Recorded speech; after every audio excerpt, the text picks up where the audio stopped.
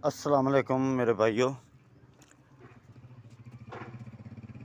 ये हम 5 मरले का घर तैयार कर रहे हैं और अक्सर देखते हैं कि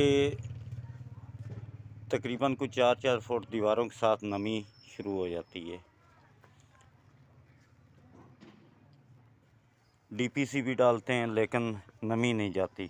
तो इसका हल हमने ये निकाला है कि ये देखें, नींव मुकम्मल करके ये इसके ऊपर डीपीसी की जगह पर हम ये पत्थर लगा रहे हैं।